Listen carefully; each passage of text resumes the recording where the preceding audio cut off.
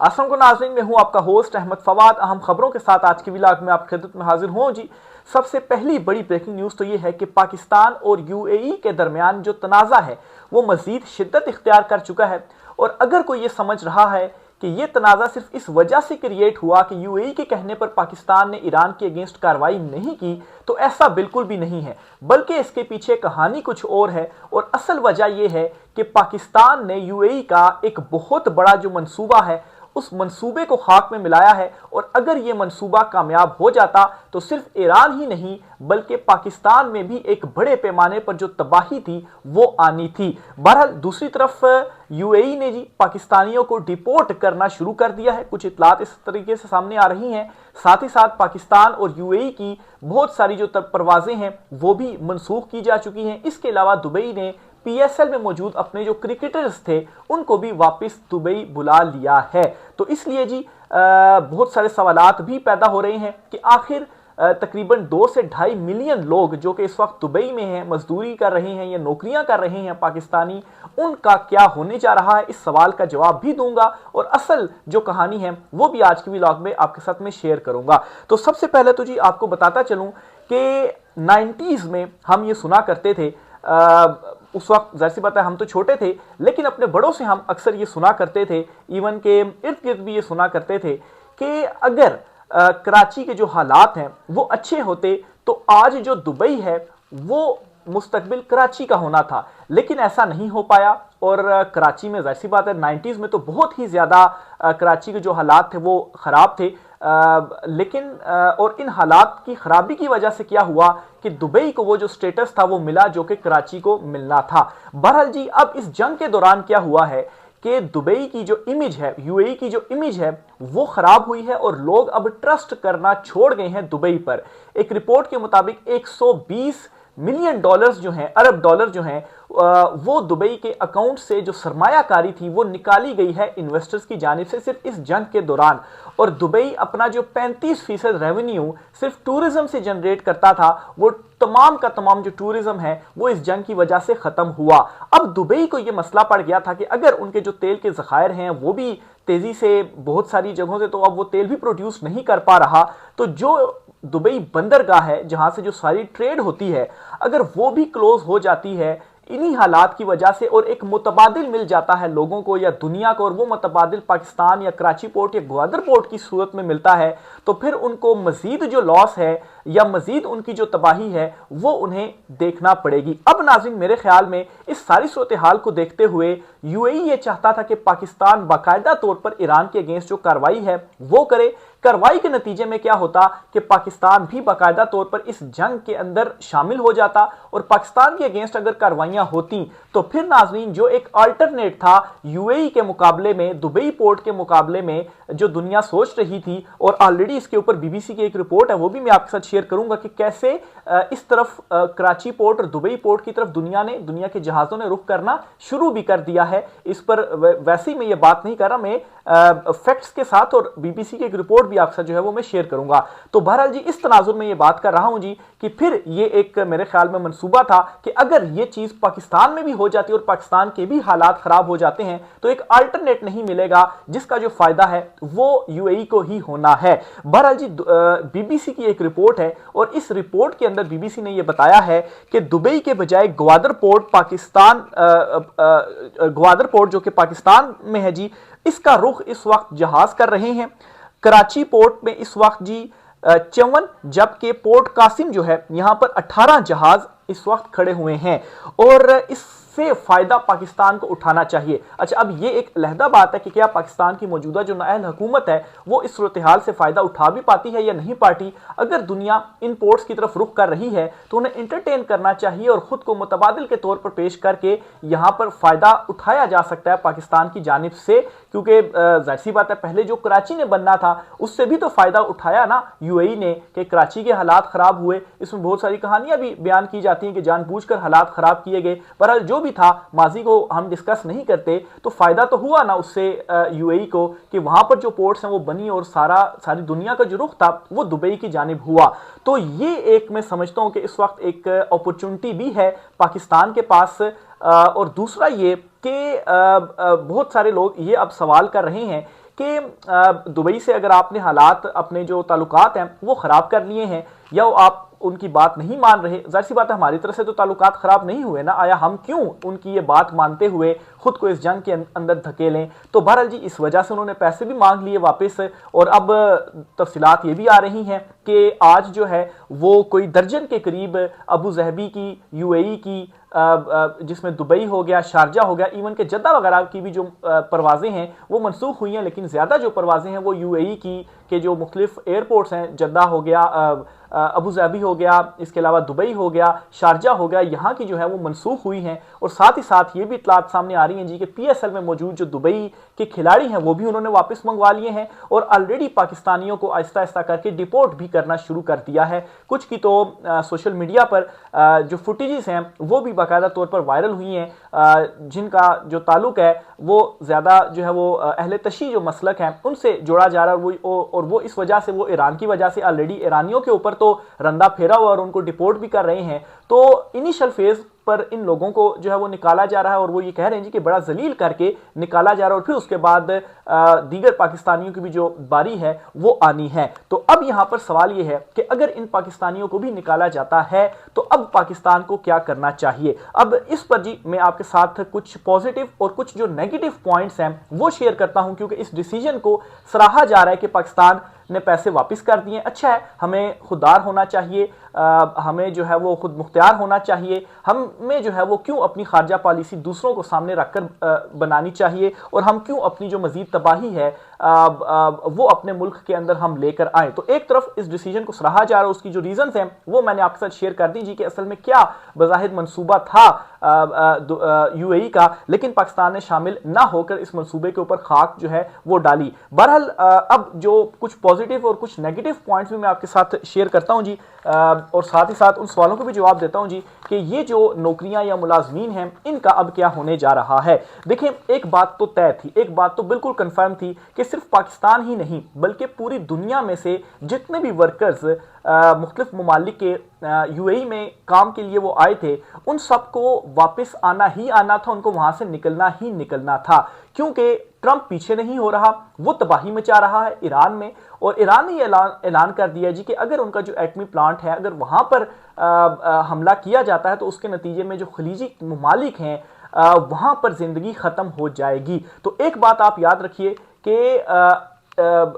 America के attack के नतीजे में ईरान की जानिब से खलीजी कंट्रीज के ऊपर जो अटैक था वो करना ही करना था, और खास तौर पर जो यूएई है, क्योंकि इसके हवाले से ये भी कहा जा रहा है कि ये बहुत फ्रंट पर है कि ईरान के अगेंस्ट कार्रवाई की जाए और इसको खत्म किया जाए। और यूएई जो है वो इस वक्त टारगेट भी, सरफहरिस्त जो टारगेट है वो भी बना हुआ ईरान का। तो वहां पर जो तबाही है वो आनी ही आनी है, और उस तबाही के नतीजे में जितने भी वर्कर्स थे उनको बिल आखिर वापस लौटना ही था। ऑलरेडी आप दुबई में अगर देखें तो ठीक है, वर्कर क्लास तो मौजूद है, लेकिन जो विजिटर्स थे वो खत्म हो चुके हैं, जो अशराफिया थी वो अपने मुल्कों में वापस लौट चुकी है। तो इसलिए ये जो लोग नौकरी के लिए गए थे, मजदूरी के लिए गए थे, तो सूरत हाल जो जंग की पैदा होने जा रही है यूएई में, इस सूरत हाल को देखते हुए वर्कर्स को वापस पाकिस्तान में आना ही आना था। हाँ, ये बात तो है कि वो लोग जो पाकिस्तान छोड़कर बैरून मुल्क गए रोजगार के सिलसिले में, अब उनका क्या बनेगा पाकिस्तान में, तो क्या इतना रोजगार है कि उनको इससे जो फायदा है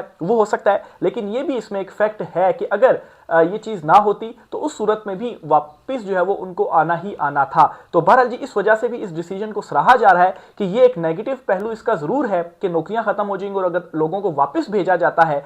लेकिन दूसरी तरफ एक बड़ी जो तबाही थी उससे पाकिस्तान बच चुका है कि यूएई के कहने के ऊपर वो इसमें शामिल नहीं हो रहा। और फायदा एक ही है कि पाकिस्तान अगर लॉन्ग टर्म में सोचे और इस हुकूमत में इतनी कैपेसिटी हो तो कराची को वापस जो 90s में उसने दुबई बनना था वो वापस उसको बनाया जा सकता है, लेकिन इसमें अहलियत की भी बात है और ऊपर से जो है इन चीज़ों को अंडरस्टैंड करने की भी ज़रूरत है। फिर दूसरा इंपॉर्टेंट इसका पहलू ये है जी कि पाकिस्तान के हवाले से ये फिगर सामने आई है कि 100 अरब डॉलर की जो जायदादें हैं, इन्वेस्टमेंट है या पैसा है, कुल मिला के वो सारा इस वक्त दुबई में पड़ा हुआ है। तो जाहिर सी बात है जब वहां पर तबाही आएगी, निकाला जाएगा, तो इसमें से कुछ ना कुछ तो पैसा पाकिस्तान में जरूर आएगा। अगर लेट से 10% भी आ जाता है तो 10% का मतलब है 10 अरब डॉलर। तो अगर यूएई ने कोई 3.5 अरब डॉलर वापस ले लिए हैं तो उम्मीद ये है कि $10 अरब वापस भी आ सकता है। बहरहाल इसको इस चीज से भी तशबीह दी जा सकती है क्योंकि बहुत सारे लोग इस पर बात कर रहे हैं कि बिल्ली के ख्वाब में छिछड़े, लेकिन चलें एक पहलू था वो मैंने आपके साथ शेयर करना था। और साथ ही साथ इसमें इंपॉर्टेंट पहलू ये भी है कि हमारे जो सारी की सारी अशराफिया जिसने वहां पर जायदादें या पैसे बनाए हुए हैं उनको भी वहां से छोड़कर पाकिस्तान आना पड़ेगा। तो ये एक मुस्बत एलिमेंट है जिसको देखा जा सकता है। फिर इसी तरीके से जी अगर हम ईरान जंग में शामिल होते तो इससे ज्यादा बड़ा जो नुकसान था वो हमें उठाना पड़ता। उससे बेहतर ये है कि ये छोटा सा हम नुकसान उठा लें, लेकिन इसके साथ जो फायदे की अपॉर्चुनिटी है हमें उसे भी ग्रैब करना चाहिए और खुद को एक मुतबादिल के तौर पर हम यहाँ पेश कर सकते हैं और कराची पोर्ट को दोबारा से एक्टिव करके, जो कि BBC की रिपोर्ट में भी बताया गया, हम अच्छा फायदा इससे हासिल कर सकते हैं। फिर इसी तरीके से जी जो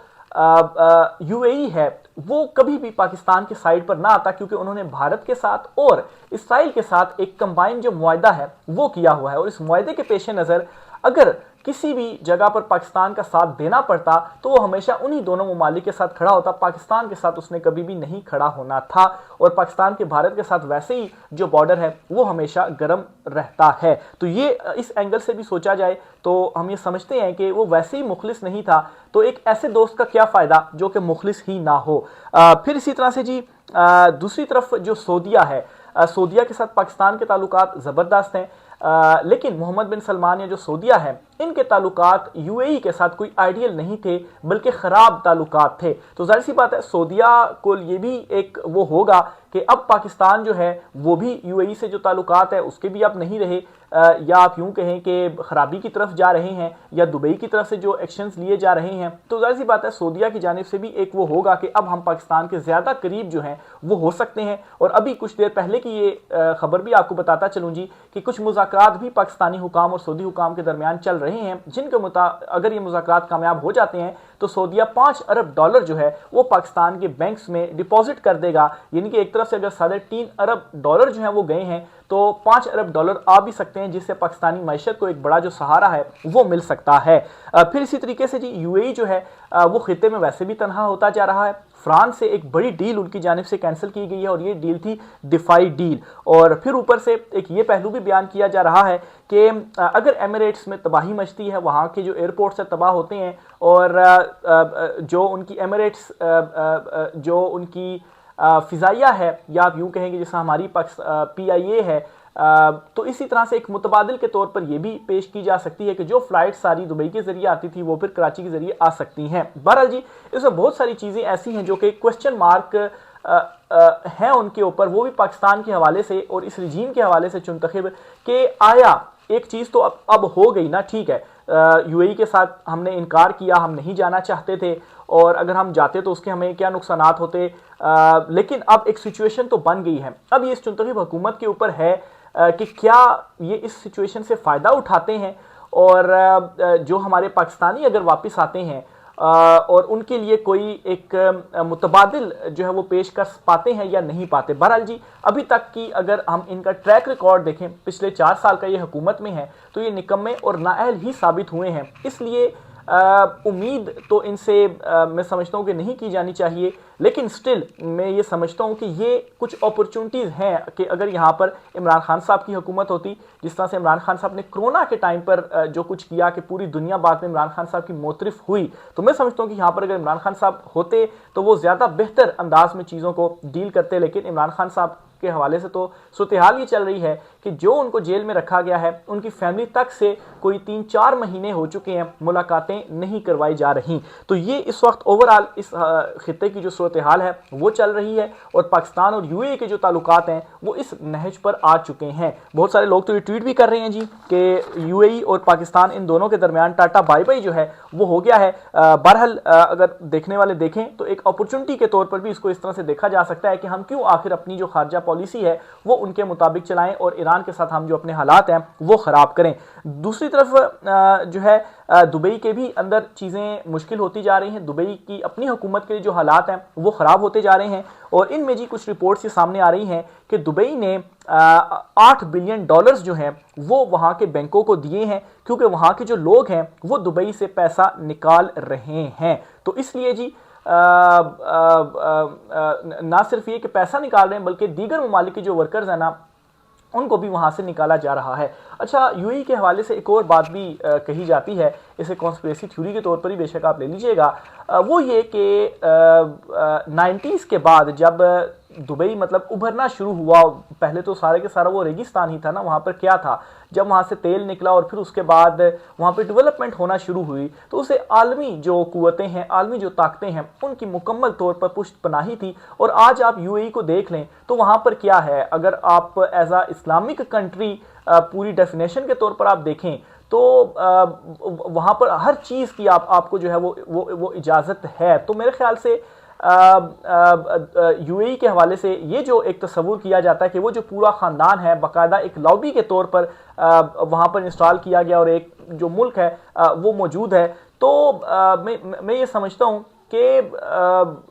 माज़रत चाहूँगा, लाइट जो है वो पाकिस्तान में ज़रा इशू चल रहा है, तो थोड़ा सा ये टार्च का जो इंतज़ाम है मैंने किया है, ये इससे गालिबन ज़रा जो बेहतरी है वो आ सकती है। तो बहरहाल जी, अगर आलमी ताकतों की जानिब से वाकई में ये जो सारी इनकी हेल्प थी वो की गई, और जो ये कहा जाता है कि उस वक्त पाकिस्तान में भी बाकायदा साजिश करके जो हालात थे वो ख़राब किए गए ताकि यहाँ का रुख दुनिया ना करे और यूएई का जो रुख है वो करे, तो मैं ये समझता हूँ कि फिर जो सर्कल है ना, वो तो जाहिर सी बात है वो घूमता है, और सर्कल में जो चीज़ें हैं वो कभी ऊपर होती हैं, या जो आप यूँ कहें कि जो पहिया है ना वो एक साइड से कभी ऊपर होता है और एक साइड से कभी नीचे होता है। तो इस सूरत हाल में मैं समझता हूँ जी कि अगर इस कॉन्स्पिरेसी थ्योरी को दुरुस्त भी मान लिया जाए तो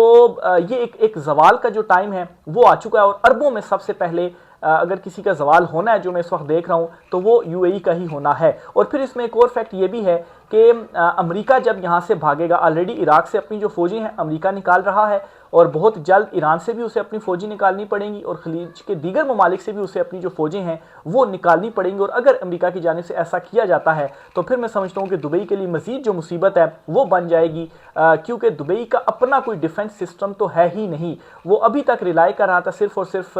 अमेरिका के ऊपर ही, और वो उसने देख लिया कि जब अटैक हुआ तो अमेरिका उसे डिफेंस जो है वो प्रोवाइड नहीं कर सका, ना ही उसे प्रोटेक्ट कर सका है। और सबसे ज़्यादा अगर नुकसान हो भी रहा है इस जंग में, एक तो ज़ाहिर सी बात है ईरान को तो नुकसान हो रहा है, लेकिन दूसरी तरफ जो खलीजी कंट्रीज़ हैं उनको भी नुकसान हो रहा है। अब नाज़रीन, इस सारी सूरत हाल में मोहम्मद बिन सलमान के हवाले से मैं कहूँगा कि बड़ा स्मार्टली उनकी जानिब से प्ले किया गया, और अभी तक मुकम्मल तौर पर उनकी जानिब से खामोशी रखी गई, और इसमें पाकिस्तान का भी ज़ाहिर सी बात है एक पॉजिटिव रोल था कि ईरान और सऊदीया जो है ये दोनों एक दूसरे के आमने सामने ना आए। इस हवाले से ईरान की जानिब से तारीफें भी पाकिस्तान की गई, लेकिन यूएई का अगर वाकई वो दोस्त कंट्री था पाकिस्तान का तो उनकी जानिब से ये इसरार करना कि जो कार्रवाई है वो पाकिस्तान करे, तो मेरे ख्याल से उससे बेहतर फिर यही था कि आप अपने पैसे ठीक है वापस ले लें, और मतलब है कि और पाकिस्तान जो है वो फिर किसी और ज़राए से अपना ये जो सारी चीज़ें हैं वो कवर अप करने की कोशिश करे। तो बहरहाल जी, ये अभी तक की मेरी अंडरस्टैंडिंग है, इस हवाले से आप भी राय का इज़हार कीजिएगा कि आप क्या समझते हैं। मज़ीद जो भी होगा आपसे चीज़ें शेयर करते रहेंगे, राय का इज़हार कीजिएगा। इजाज़त दीजिए, अल्लाह हाफिज़।